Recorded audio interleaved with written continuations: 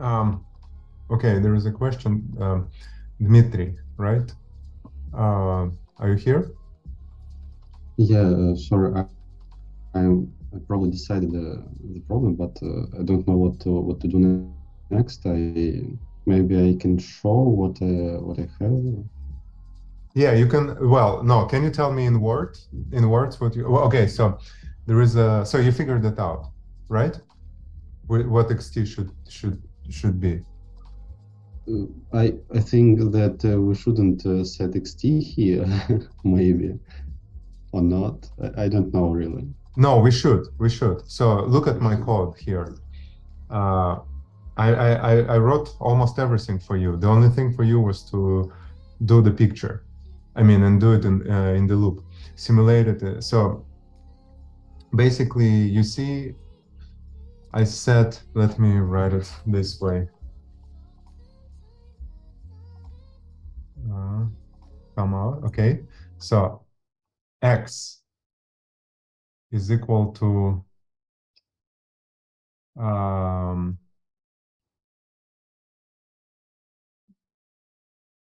this, and y Okay, yeah, yeah. this.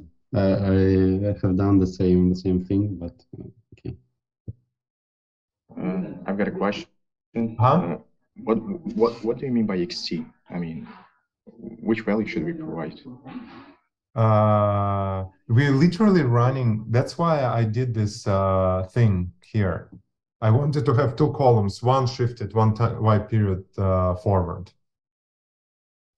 That's why. Yeah. And then I literally use here the logged variable as x. And the independent variable, I mean, sorry, not independent, the left-hand side variable, I use the next period variable. Does this make sense? No. I mean, what was the initial question? The initial question is what Kirill Afanasyev wrote. I mean, he already wrote the answer.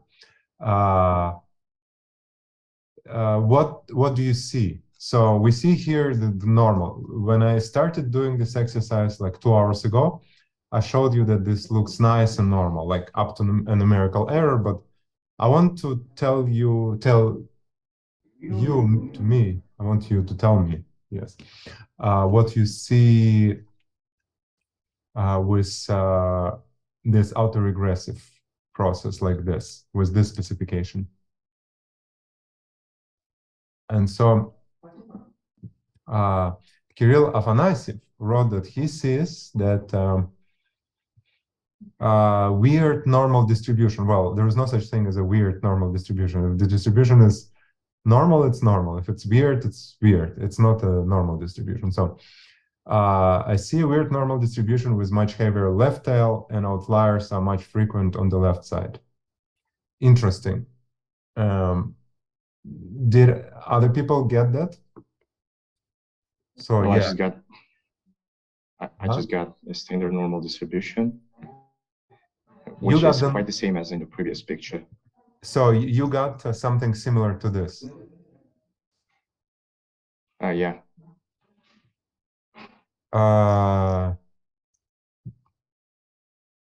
Something is let me see. 1 second. Who was that? Whom I was speaking with? It was me. Okay. Otabek. Can you? I will let you. Can you show what you got? I will allow you to share the screen. Yeah.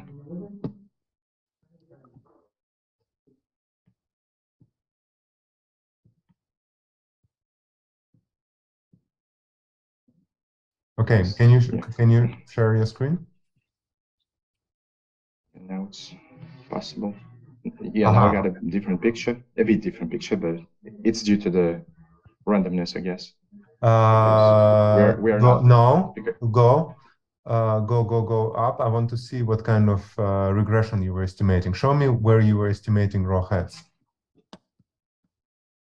This part. What did you use for raw here?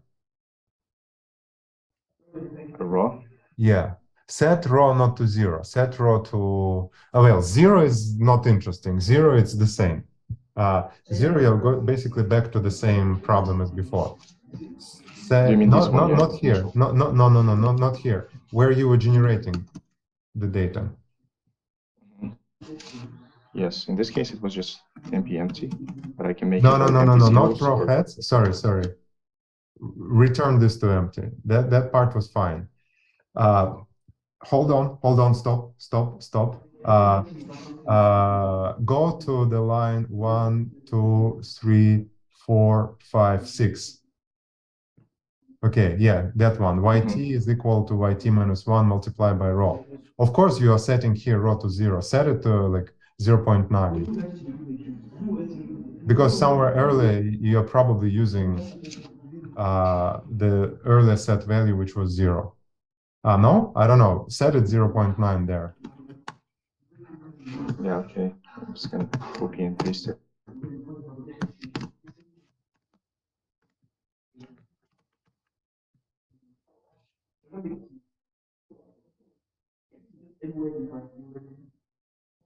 Maybe the problem is that we should use reg coefficients, not reg intercepts. No. No. Yeah, sorry. And of course, intercept is 0. Look at my code.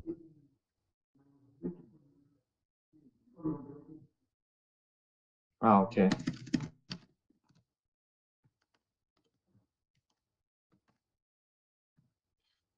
Slow. And of course, there is no intercept. You need to use coef, the very last line of this cell. Okay.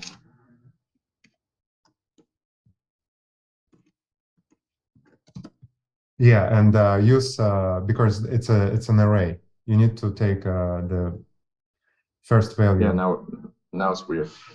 No. You still haven't done it properly. So you need to use here 0. Yes, and now you need to run it.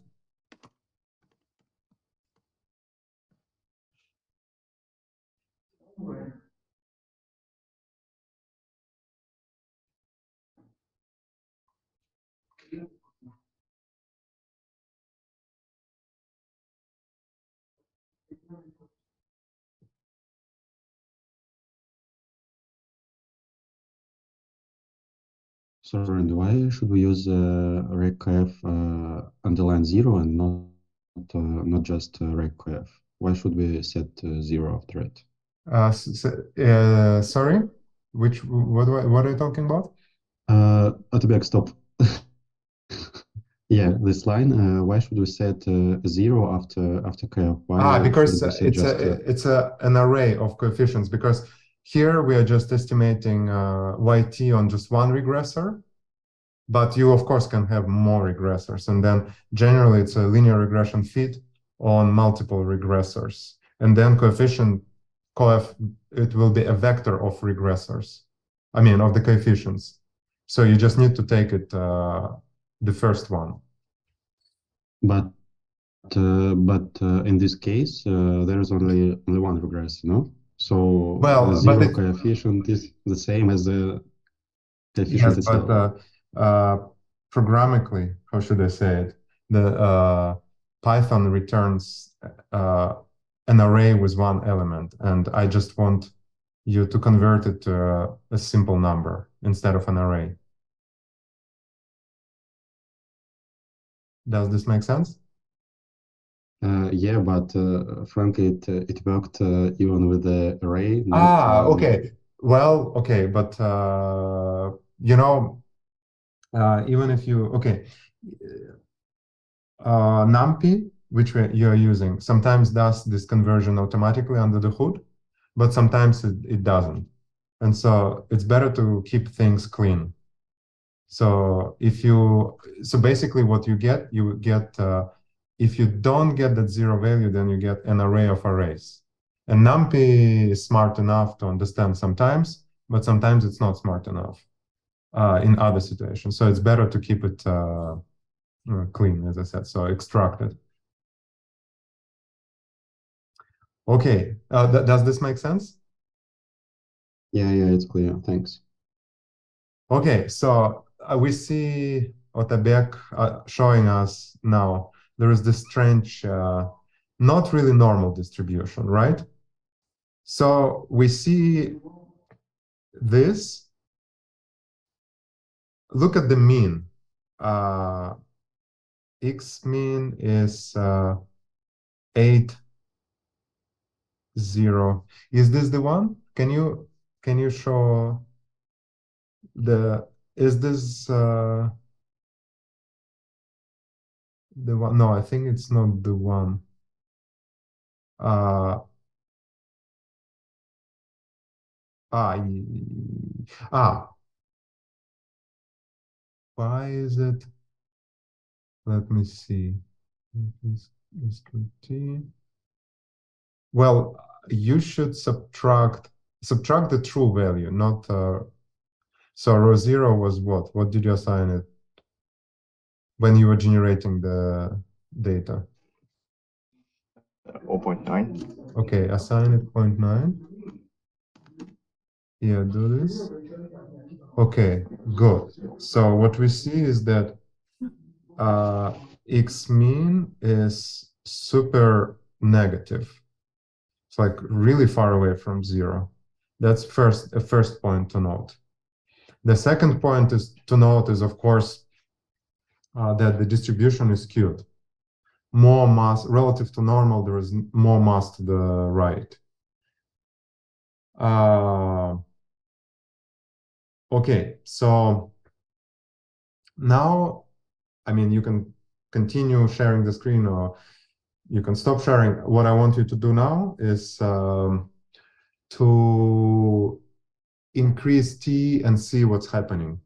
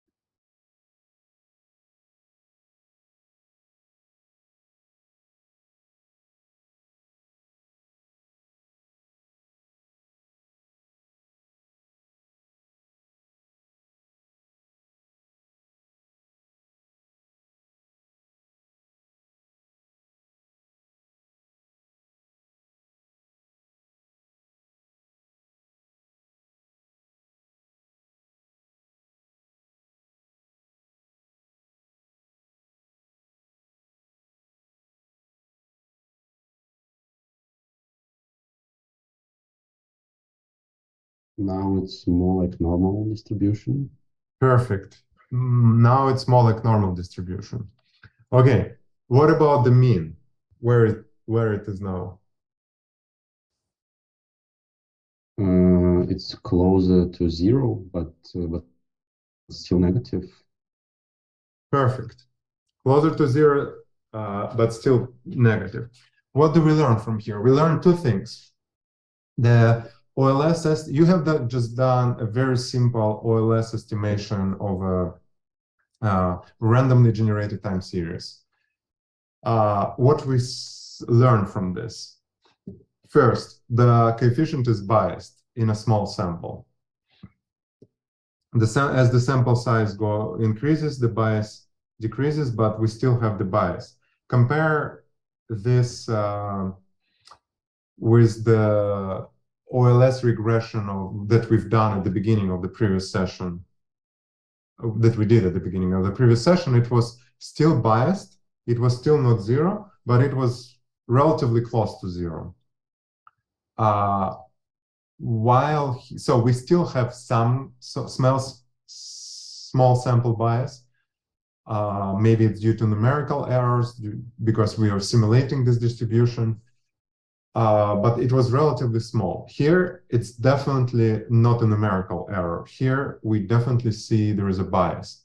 So if we try to estimate this kind of process, suppose this is data is like this. If we estimate this coefficient like that, we'll have a biased estimate.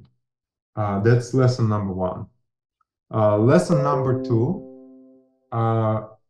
the distribution for a small sample is not normal. It's not in OLS regression, it's supposed to be a student distribution. Here, it's nowhere close to a student distribution, and a student distribution looks like normal with heavier tails. Here, it's nowhere near the student distribution. Here, it's something different. But as sample size increases, it converges to the normal distribution. And now I'm not going to elaborate on that much right now. We're going to come back to that in next tutorials with Victoria. We'll come back to that, and I will talk about it during the lectures a bit. But the only thing I'm going to say is that why you can guess why there is a bias in the estimate of the coefficient rho.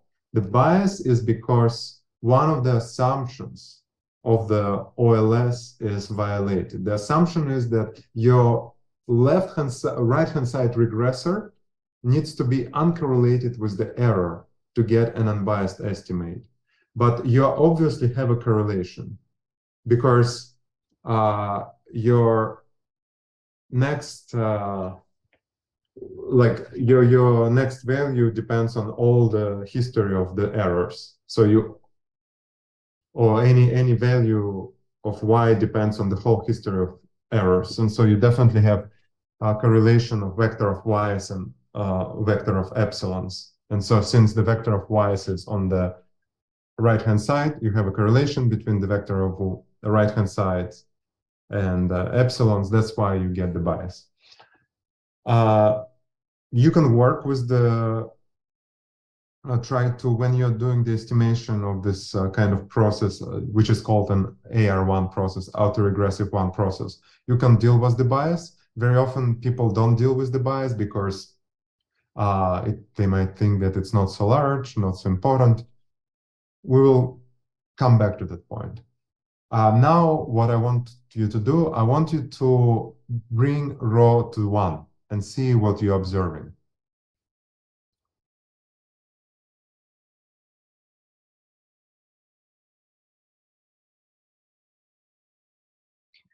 I'm sorry, could you repeat please how we observe that there is a bias from the distribution and the data?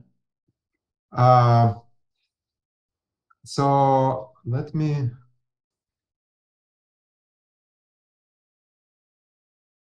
So we say that there is a bias just because we have not normal distribution? No, let me... nope, 1 second. Not this one. 1 second.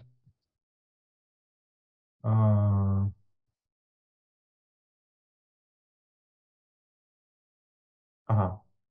think this one. Let me share my screen. Let me bring this. This is, let me go back where I did lots of stuff here. So I will share this note with you later, then you can read it carefully. So here I did what, 100,000 simulations. I'm doing this kind of estimation of this thing. It's a bit different from what I've shown to you, where xt is a random variable, but it's similar to what I've done without xt before. So this is, let's go back to the beginning. This is how it looks. For any value of t, the distribution of the estimates of this coefficient rho is nice and centered around 0, with mean of the empirical distribution that we can simulated distribution being very close to 0. And it's like super nice and tidy. Okay? Then let's see how it looks for the autoregressive 1 process. So now I'm doing this for the R1. Which one is this? Okay, this one. What I'm doing here, 0.9.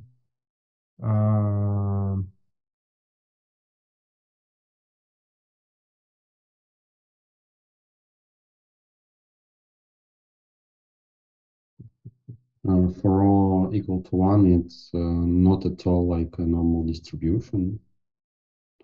Okay, can you, yeah, let me see. Let me just finish answering the question. So where was it? Here it is. So you see here what I was doing here. Somehow let me draw a different. Here I want to show you this one.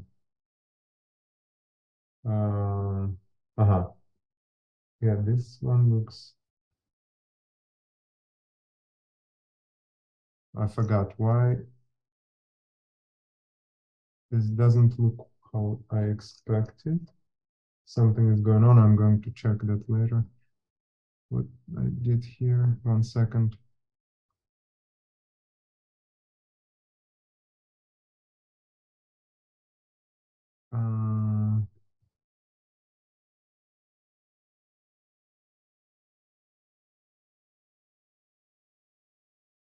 So let me show you this one. This is definitely what you were doing. This is the thing. Yeah, there I was doing something a bit different. So you see, compare here with 0.00, like mean is, as I said, nice and tidy, and it's around 0. And compare here, it's really far away from 0, the mean. So it's not only about the fact that it's not normal, the shape itself. It's also that the mean is 0, not, far away from 0. That's how we guess that something is going on here. But we see that as the sample size increases, it goes closer and closer to the normal with the mean 0. That's why I say that in a small sample, like say sample of 50 observations, it's relatively large. The bias is relatively large. Does this make sense? Yes, okay, I understand now. Okay, great. Then, so Dmitry was able to say, can you, let me stop sharing my screen. Can you show what, can you share your screen? Yeah. No, I can't. Yeah, 1 second.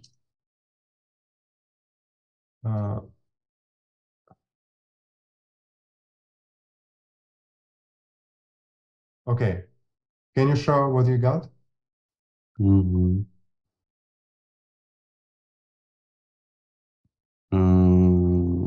Here it is. Let's see. So you generated this thing with a rho equal to 1. Mm-hmm. And how many, what was the t, the sample size? T was 1000. Yeah, let me look through your code. Let me see what you're doing here. Wait, stop. No. I will tell you when to move. Okay. Oh, no, this is not what you simulated, right? Yeah, I think it's here. Where did you do the raw heads filling? Height is here. It's better. It doesn't look like what it should be. Did anyone get something different? You know, I don't know, maybe you generated this data with the old raw. It's better when you're using one thing is one common mistake that I see people are doing all the time. They are moving around cells and running one cell after another and then go to run cells that are higher, then go to lower. And that creates a confusion. Better to set everything in one cell. Okay. Okay.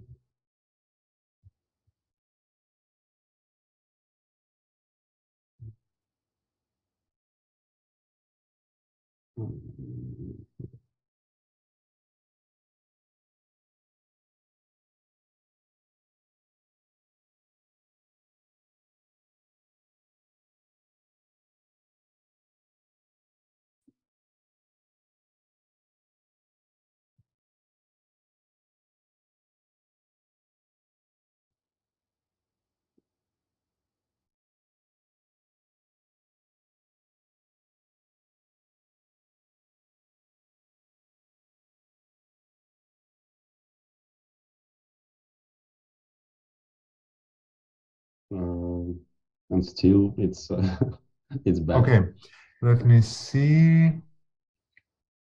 Uh,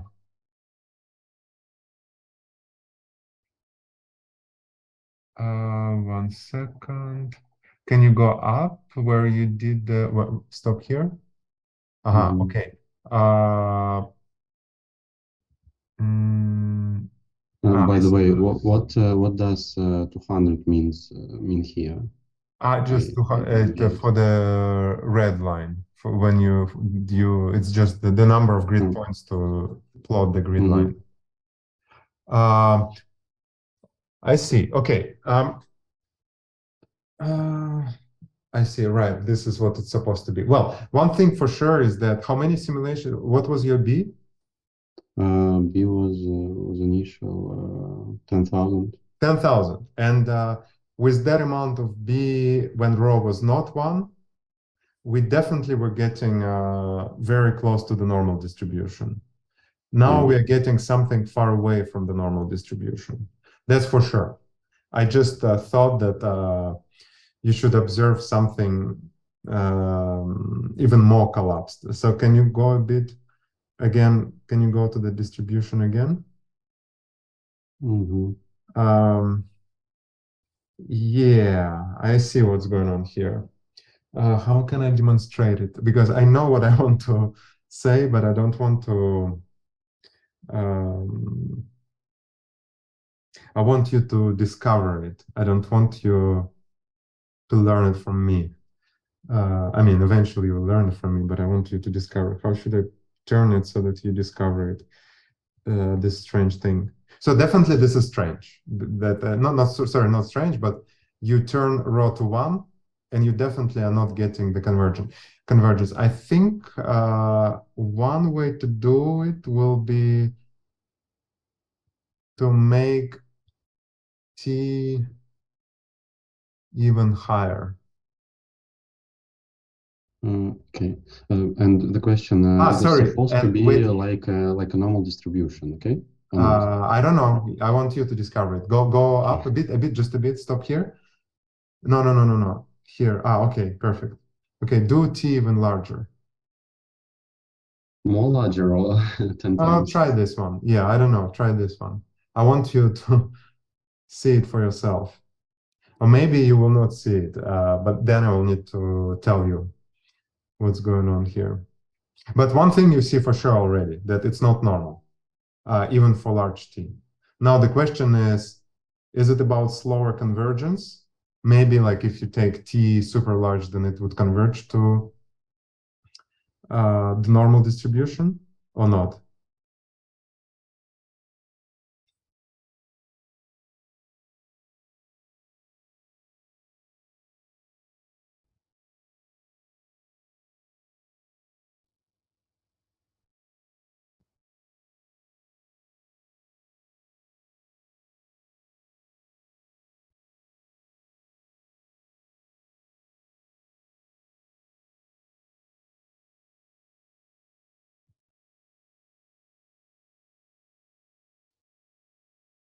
Maybe somebody got something different at this point.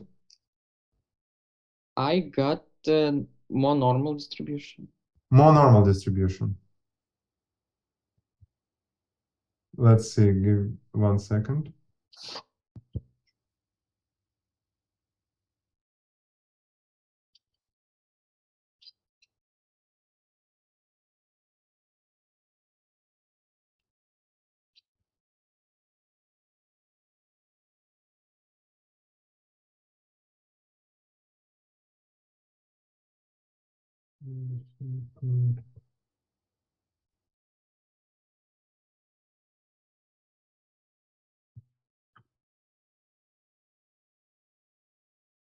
No. Okay. Even t was equal to 1000, it's still not normal. And moreover, look at the variance. It's almost zero. Almost zero. Interesting. And look at the variance before that you had before. Do you have any record of like when it was 0.9? No. Okay, it was larger. Mhm. It was 1. Basically, it was Mhm. 1 because it was supposed to be 1 because it was the variance of the error and it was 1 before. Now it's almost 0. Look, it's not normal and the variance is almost 0. Basically, and if you keep increasing t, you would be seeing that this like starts shrinking with the variance almost to 0, going not almost, but going to 0. Mhm. So this is something that is called super consistency. It means that your coefficient converges with this OLS estimate. If you have an autoregressive process with rho equal to 1, which is called a random walk, then your OLS estimate would converge very fast to 1. And the speed of convergence would be so high that like with high enough t, the variance converges almost to 0. While if this coefficient rho is just a bit different from 1, then the speed of convergence would be square root t, and you would get a normal distribution. So there is something weird going on at the 1 threshold. So this is the lesson. Now, try multiplying the same figure that you have here, but instead of go a bit higher. Mhm. So the second line, instead of multiplying it by square root of t, multiply it by t. Mhm.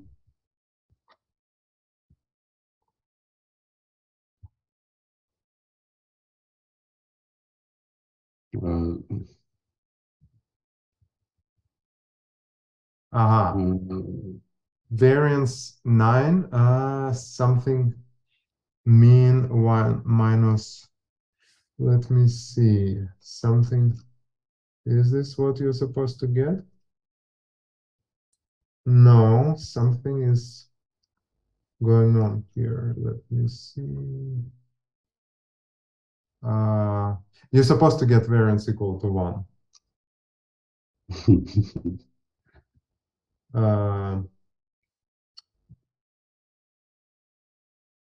Something is not right.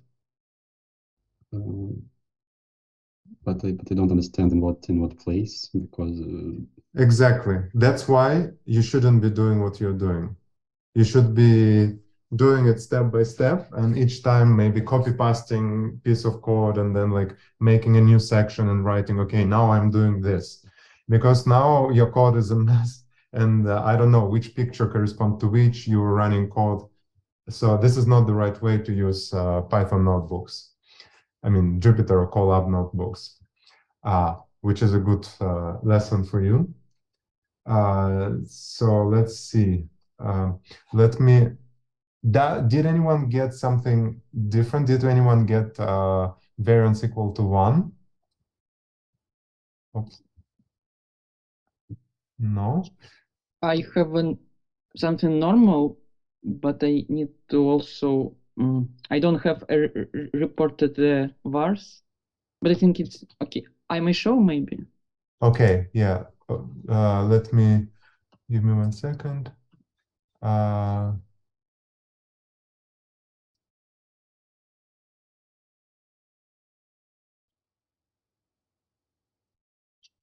Okay, share your screen.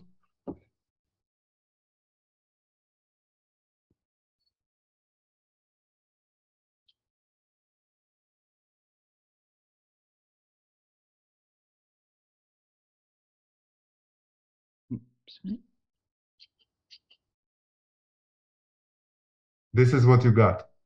Yes. What is I don't know. STD. Okay.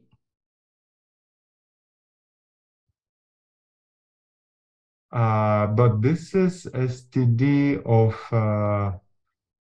row heads. I want to see row heads minus 1 multiplied by t. Can you, okay, show me this cell where you were doing the calculation. So, no, you still were doing it with 0.9. Like, okay, go down, subtract 0.9 from row heads.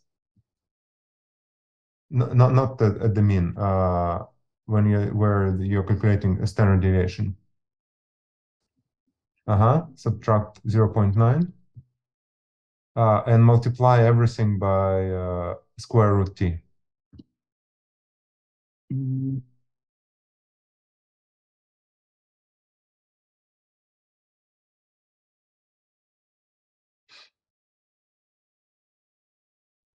And why minus 0.9 and not 1?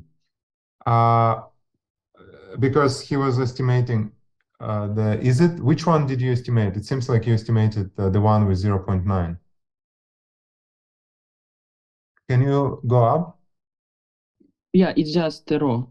Yeah, because he estimated with 0.9. Of course, you got normal distribution. That already we've seen. I just wanted to say that you were supposed to get variance equal to 1 or standard deviation equal to 1. Well, obviously you're not getting it. Let me see. Let me check. Where's my? Obviously, I am getting it. No. Sorry. Not true. I'm confusing you. It's not supposed to be 1. It's supposed to be. This is the right value. 1 second.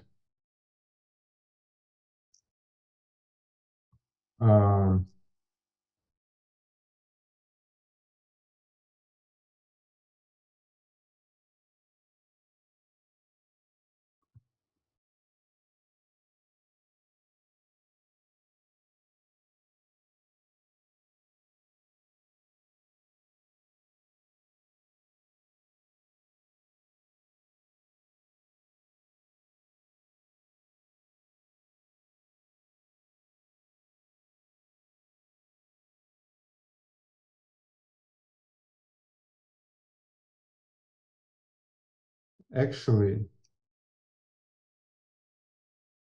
you can calculate. Let me share my screen. I will write something. Share my screen.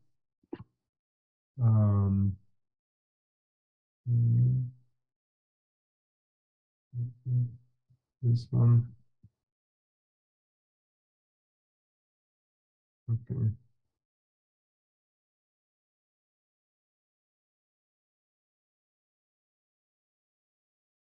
Basically, this is what you should get. So if you have rho not equal to 1, then this guy converges to this. So you are getting the right. So if rho is equal 0.9, then the variance would be 1 minus 0.9 squared, which is 81, 0.81. So that would be 0.19 square root of that. That would give you the standard deviation, which is roughly 0.48 or something. This is what you got. But also, okay, what I want to say is that with rho closer to 1, that was giving you variance almost 0, which was superconvergence. So it's supposed to be looking like this. When I'm calculating here, I was calculating just this guy for different values of t, and rho equal to 0.9. And I was calculating the distribution of the estimates. And so it starts being non-normal, very skewed distribution with the bias. But then as we get more observations, the distribution of this estimate looks more like normal. And the variance is 0.19 approximately, which is what we should have here. Now, the thing that I wanted you to discover was that when we get a non-stationary coefficient, we get really actually what who was before that who was showing me the code. So it was not Kirill, it was not Dmitry. Who was before? It was me, yeah. Me. Okay. So this is when we calculate this guy for non-stationary, the mean blows up, the variance blows up. If we calculate this guy, that's what you're supposed to observe.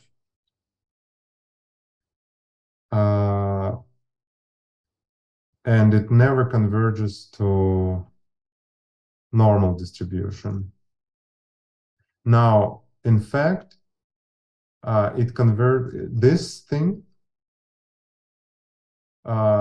converges. Let me see. And by the way, I will share this with you later. This thing converges to what I was doing here. Rho hats, regression coefficient.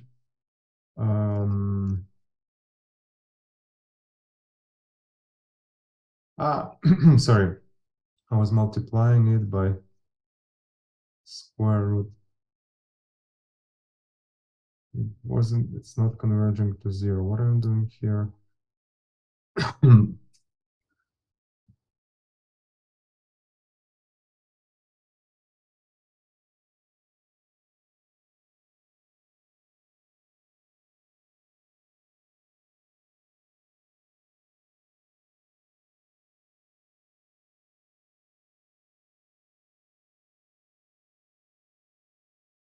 I was working with uniform. We gotta scratch this. That was a uniform error. Let me go to this one.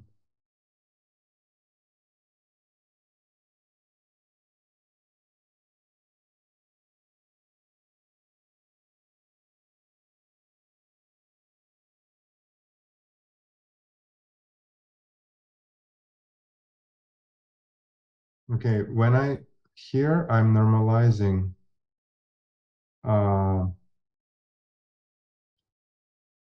I'm normalizing the estimate by its standard value, standard deviation, which basically I want to plot this guy, the t statistic, which has, in theory, it has a student distribution.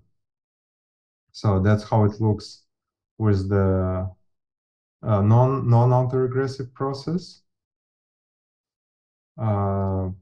basically converges to the normal distribution with zero mean and variance 1. Now, when I do the same t values for the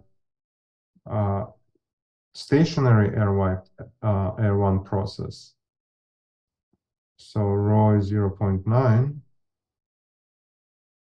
I get still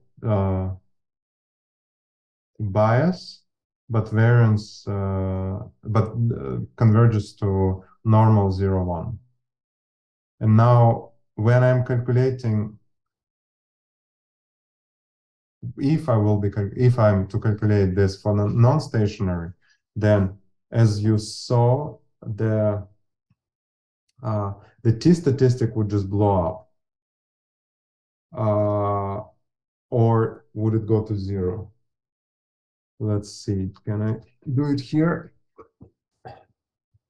Let me open, which one is this one?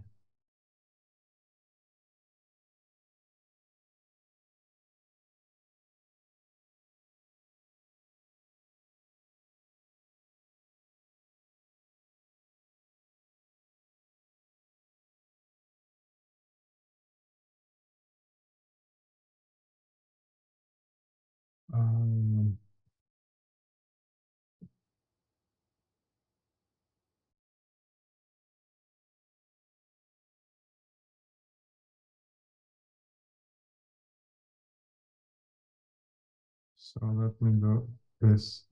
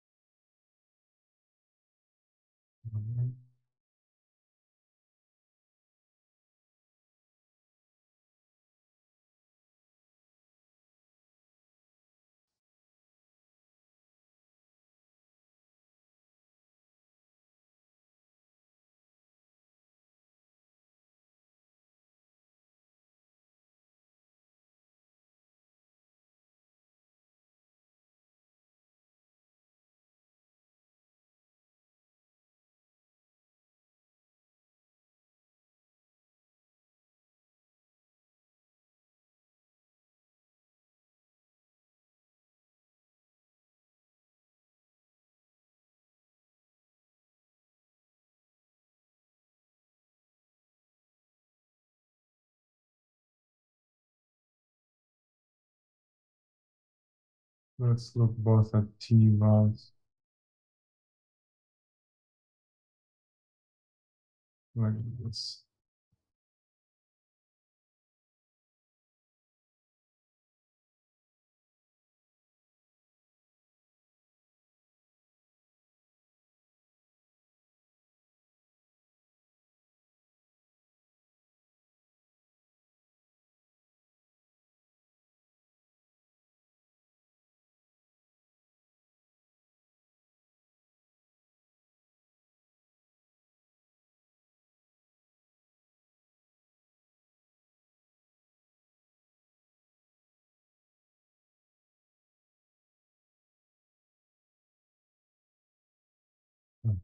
This is right.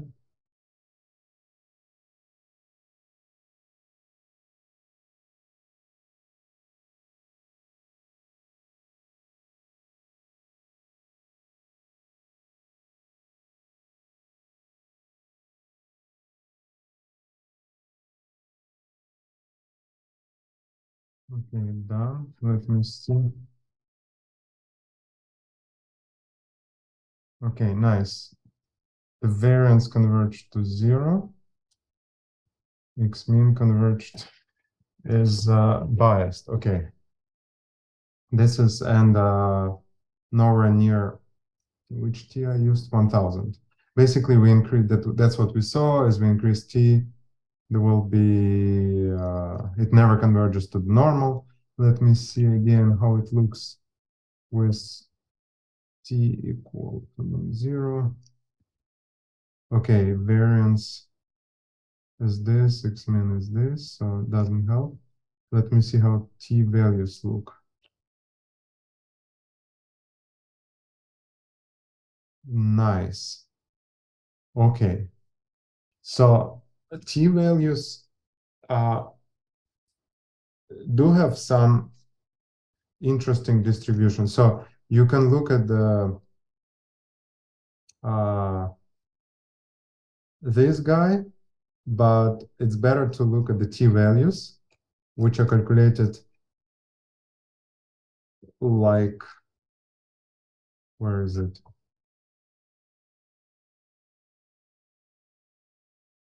Like this. Where was it? Like this. So we calculate t values. And then in theory, these t values, they converge for the non-stationary process when rho is equal to 1. The t values, they converge to some distribution, which is called the Dickey-Fuller distribution. We know this fact. And we don't know where this guy is converging to. It's like blows up, basically, I think.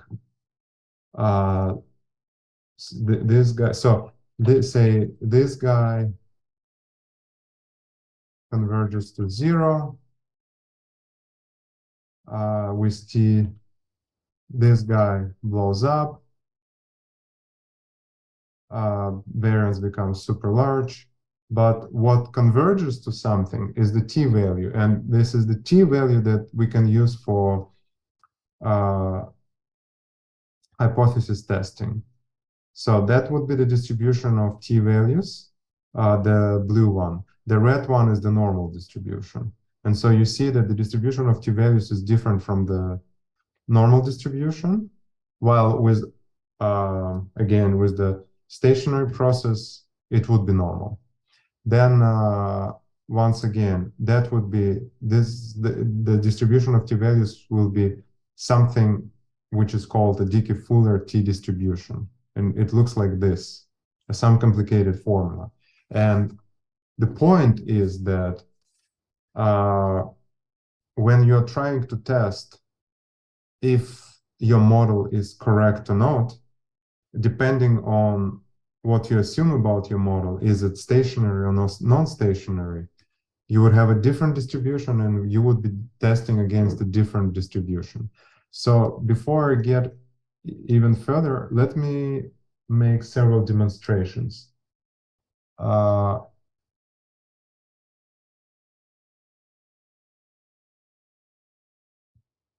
Let me go to some basic stuff.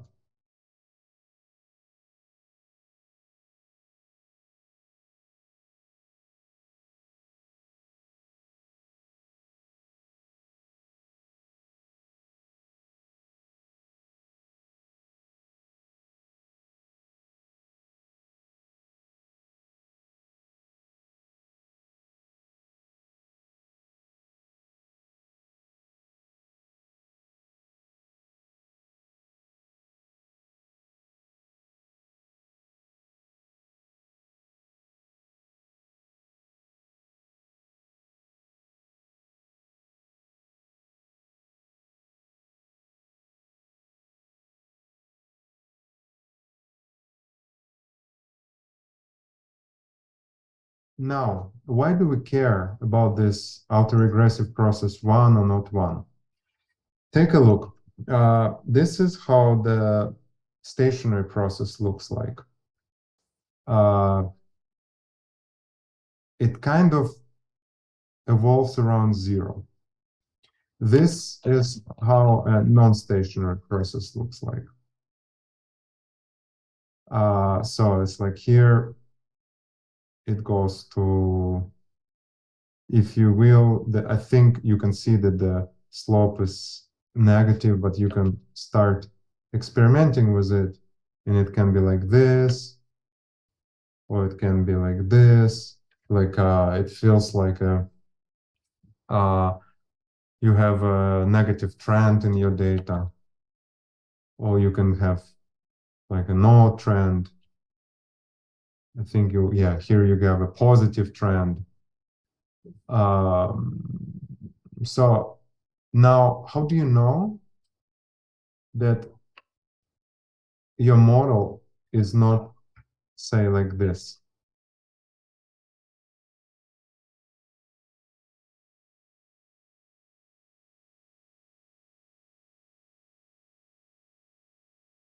Okay, let's see. Let's see more. I want to generate something. Okay, let's do this. Aha, compare this and this. One is the model with non-stationary, with no trends. It's just a non-stationary model. I mean, data generating process that happened to generate such strange process that it seems like it has an upward trend. And compare this with the process with a true upward trend, which you might think that this one looks more like a random walk. Now compare another two things.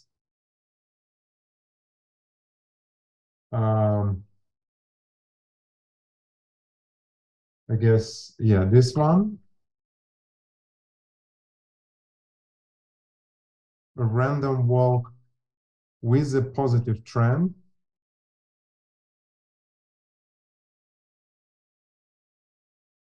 So this is a random walk with a positive trend, with a tiny positive trend. And compare this with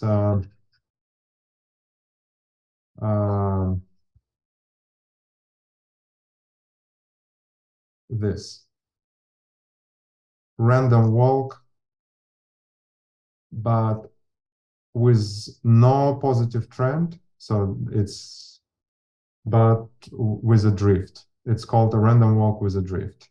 They look very similar.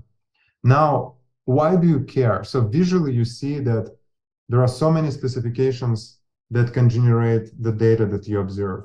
You can say, oh, maybe this is a stationary process with a positive trend, or maybe it's even a quadratic trend. You might be willing even to assume that this is a quadratic trend.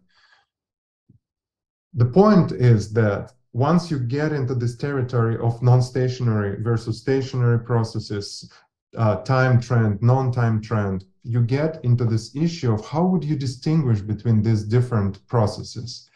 And what I've been doing right now, I was trying to build up to the understanding that it's very non-trivial to do the statistical tests to try to distinguish between different potential data generating processes. You see, if your process is stationary, then you potentially are getting a normal distribution of the t statistic.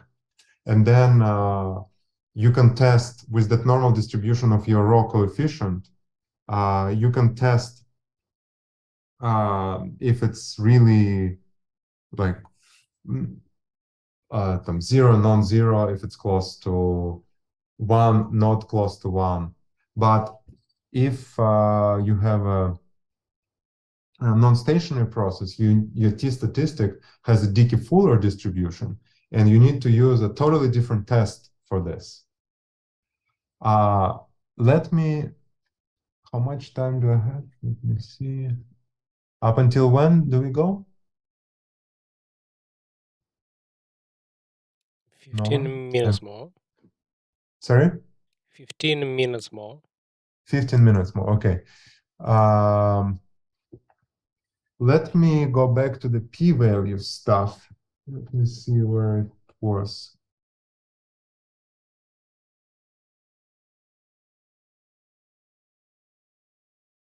And by the way, I've got a question. Did you mean all the DGPs in DGPs in general, or I mean stationary data generating process in general, or only after regressive ones? Sorry, say it again. Yeah, I mean that in this specific example, we have considered after regressive processes. But did you mean all the data generating processes in general? I mean stationary ones, or only? I mean about hypothesis testing on the DGP, or does it hold for all of the stationary data generating processes in general? So depending on what you assume about your process, I'm not sure I understand your question, but let me say this. Depending on what you assume about your model, you need to apply different tests for the testing of your hypothesis.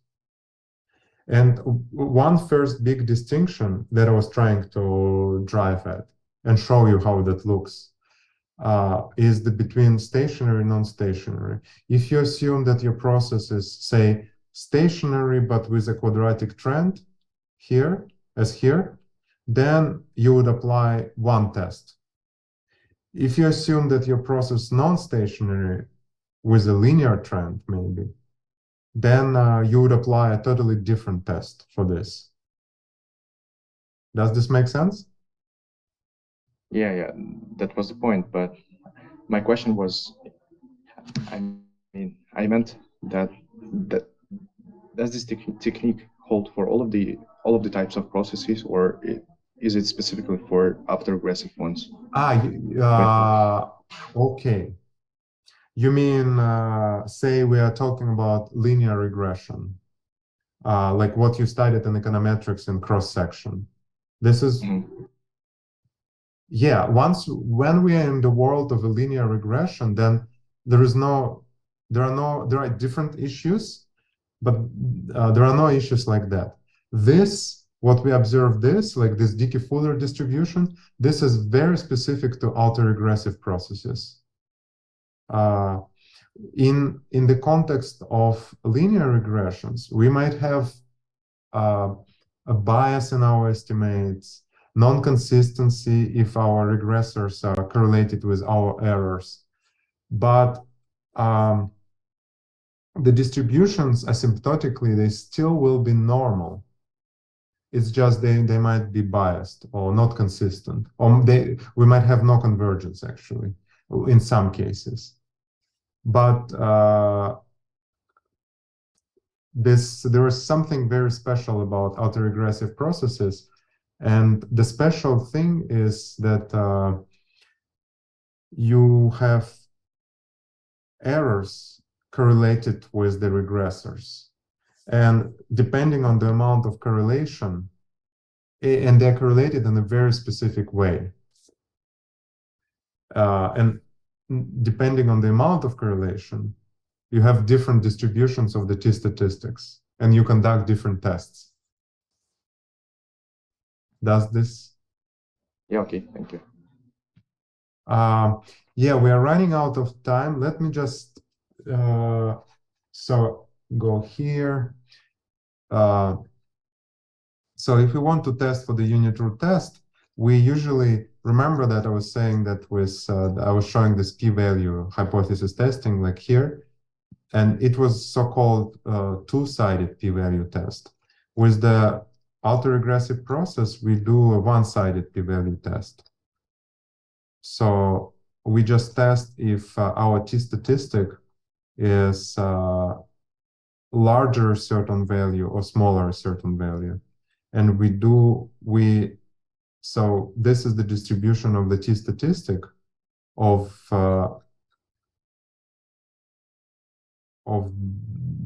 this process. And then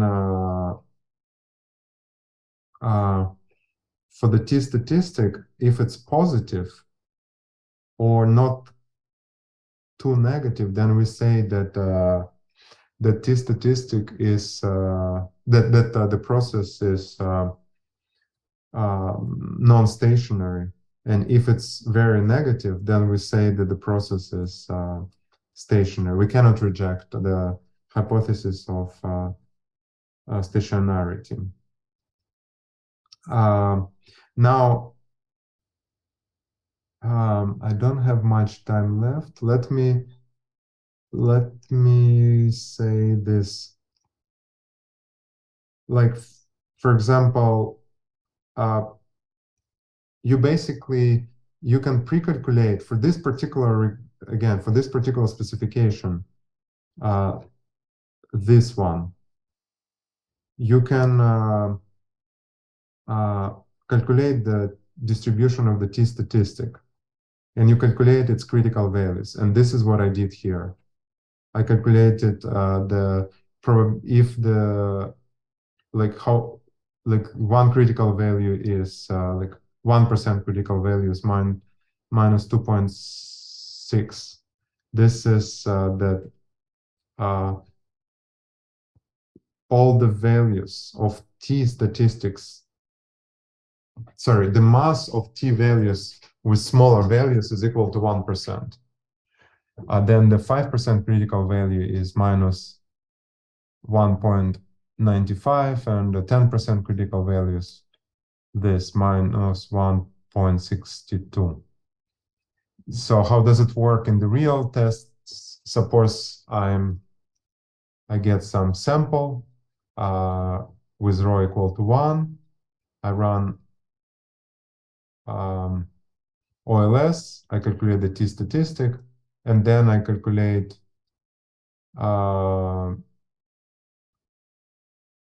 so I calculate t value, and then I compare the t value to the critical value. If the t value is larger than the critical value, then we cannot reject the hypothesis of non-stationarity. If it's smaller, then we cannot reject the hypothesis of stationarity. Or I'm saying it not correctly. If it's larger than, we cannot reject. If it's smaller, then we reject the hypothesis of non-stationarity. Now, I was doing it manually, but you can do it. There is a standard library for this. Let me go here. It's AD Fuller from Stats Model TCA Stat Tools, where they pre-calculated the critical values. And so you don't need to calculate it, but you need to use that standard model. It's called AD Fuller, and you give it the process. You specify how many lags. So I say 0 lags, which means that it's just on. That basically means that it the autoregressive process 1 of you run on 1 lag. Then no constant, well, no drift. And then it would calculate the p-values for you. And so this is the same as here. T statistic, and then the p-value and the critical values. And they are virtually the same that I calculated. They're a bit more precise, but basically, this is just to demonstrate what's going on inside of this test that you would normally use. Now, I have 4 minutes left, and I want to leave you with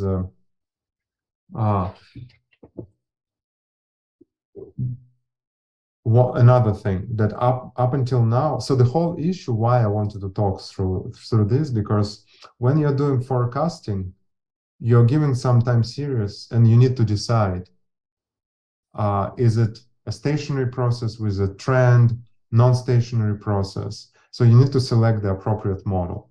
And the selection of the appropriate model requires the tests. That's where you get into the issues of which test you use. then things get even more complicated once you consider more general model. Suppose you want to see a more general model, like a drift, linear time trend, and autoregressive coefficient. So suppose if rho is not equal to 1, if it's less than 1, then no issues. You apply OLS. You can apply OLS. But if you suspect that the true data generating process is non-stationary, so that this one, depending on what you assume about this and this, you would have totally different distributions for rho. So before that, we saw one distribution when this was 0 and when this was 0. If, say, this is non-zero and this is 0, you have one distribution for rho, which is different from the situation when this is 0. If, in addition to that, this is not 0, then there is another distribution for rho. And I pre-calculated this and I showed the distributions of this guy for different cases, or let's say the t-statistic for different cases. So the t-statistic for different cases look very different depending on what you assume about the parameters. I think it's a non-stationary process without drift and without any trends. This is the orange one, non-stationary with a drift, the green one, non-stationary with a drift and a linear trend, and the last one, non-stationary with a drift, with a linear trend, and with a quadratic trend. And so they're all different. The t-statistics are all different. The message, the point is that that's why you need to use, when you're dealing with time series, you have to be very careful with non-stationarity. You need to do formal tests to decide if you're dealing with a non-stationary process or not. And you're using packages like what I've just shown you, this AD Fuller, and then you say like you want to include constant, you want to include, it can has all these parameters. You want to include the drift, the time trend, quadratic time trend. You can specify all of these things through that function. And then it will do the test for you and it will tell you if you can accept the hypothesis of your model or not accept. Now, the very last thing, suppose you test the hypothesis and using that AD Fuller test, and then it tells you that rho is indeed 1 with the kind of model that you assume. Then after that, things are very easy. What you do, you say subtract the linear trend, and you do the first differences. What the first difference do, you consider subtract a yt minus 1 from the both sides and deal with the differentiated process. And then you're done.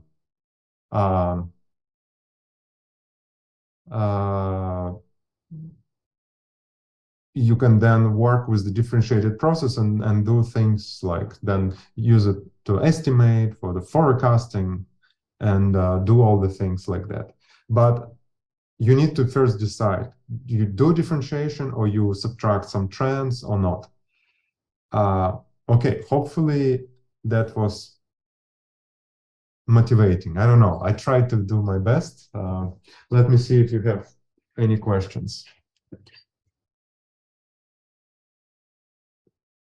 So yeah, there were some questions, but not regarding the material. Oh, okay. Nikolai, yes, go ahead. I have a question. So I understood that we shall test for stationarity, non-stationarity, that we can actually work with non-stationarity, just thinking of our process as a differentiated one. Yeah, but about our example, so when we don't have rho equal to 1, the more t we take, so the more periods we have, the closer we are to normal distribution, right? Yeah. Yeah. So if we have a stationary time series, we have some chance, if we have large data, to eliminate the bias of OLS in R1 process, right? But if we are not that lucky and we have a non-stationary process, for example, with unit root, as I remember it, we won't converge to normal distribution like never. Right. Yes, okay. And another thing is that, yes, you won't converge, and the point is that it's not why this convergence is important or non-convergence. The point is that you need to have some formal way of deciding which model is the true one. One way is just eyeballing, like just looking at this. But I was trying to tell you that eyeballing is deceiving. Like you look at this and there are so many things that can generate, so many different processes that can then generate this. Statistical test is another way. And also there is something, but they also can be deceiving sometimes because it only works with some probability and given that your model is right. And the third thing that you should, so eyeballing, statistical tests, and intuition about the underlying area. Like if I'm telling you that this is a growth process of some country, GDP growth rate, then you would think, okay, for the GDP, most likely our economic intuition assumes that it has a exponential growth. So you take the log out of it. So it's not about the quadratic trend, it's about the exponential growth. And so the exponential growth, exponentially growing process with some shocks would also look like this. And quadratic, and the process with a quadratic trend would also look like this. And the non-stationary process with a linear trend would also look like this. And so sometimes the tests cannot tell you, they just cannot decide which one is the right one. And then you need to use your economic intuition. And like, again, for the GDP, our economic intuition tells us that it should be exponential growth, stationary process.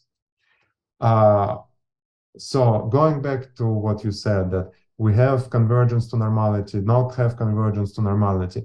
This whole thing, the whole point of today's tutorial was first to teach you how to like get some intuition about different like convergence, non-convergence, like these distributions.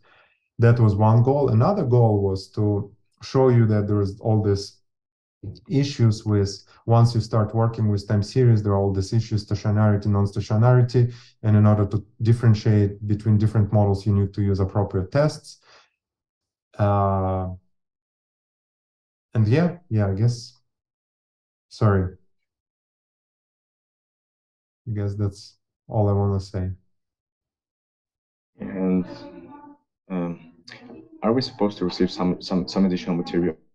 Yeah, I will send you. Notebook? Yeah, I will send you this where I will rework it because I was working like on a different iterations of this. I will work a bit more on it, and I will send you all these notes with all the text that I wrote. So let's see, like for example, here I wrote a bunch of explanations, so you will get all of this, and you can review this stuff. And so you definitely, that is going to be useful once you start.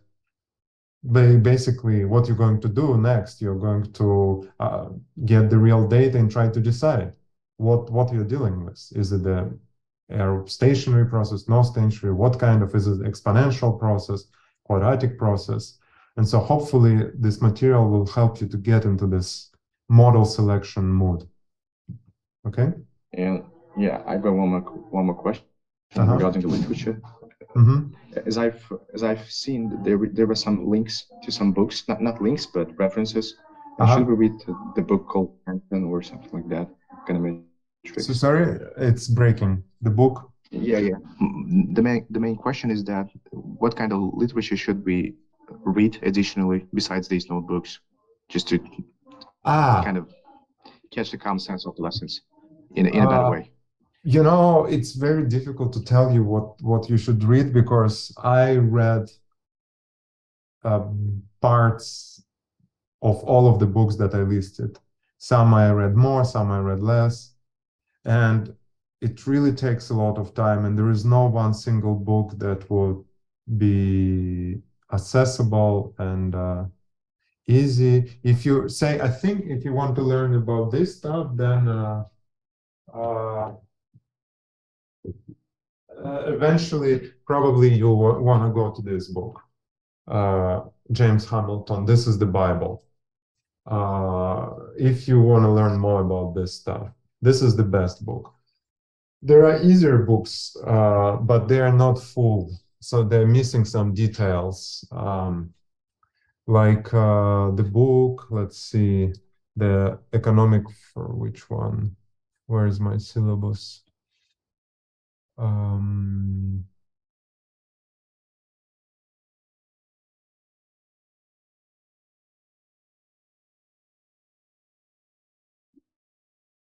So there is this book, Applied Economic Forecasting Using Time Series Methods, Gisels Marcelino. It's okay, and it's relatively easy. You can read this one if you want. Yeah, there is also actually Francis Dibold, Forecasting in Economics, Business, Finance, and Beyond. I think that's the easiest one. And he is teaching, he's using that book. It's a PDF on his website, Francis Dibold. He's a UPenn professor, and he's teaching this stuff to undergraduate students. So that's the easiest one. Thank you. But that, of course, what I'm doing here, it's like my own stuff. This was all this distribution. I've never seen it anywhere. That was like with this convergence and demonstrating how the distributions look. You wouldn't see it in any textbook. Yeah, it's probably clear. Yeah. Could I answer one more question? Maybe I misheard you, but you said that in some part of our seminar that non-stationary process with a trend. But I thought that we cannot have a stationary process with a trend. Well, stationary in the sense that like this. So the rho is equal to 1. So something like this. So it would be stationary after we take the trend from it. Yeah, after we detrend, right. Okay. Yeah, maybe I'm not using the precise terminology. Right, after we detrend, that's what I mean. Okay, thank you. Excuse me, and again, what is the thick book you have showed us just yet? James Hamilton time series analysis.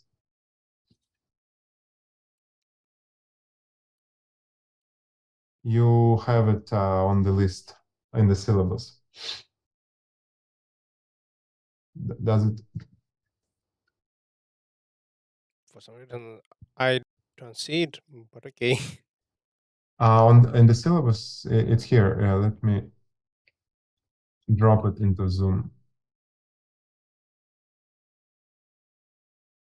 No, I just opened the syllabus and I can't find it there. It's in the additional literature.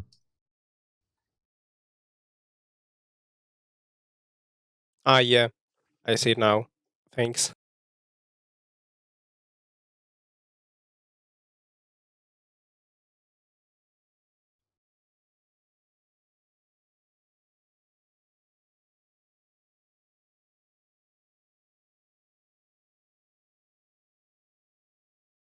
All right.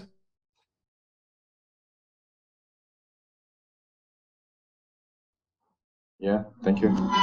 Thank You're you. welcome.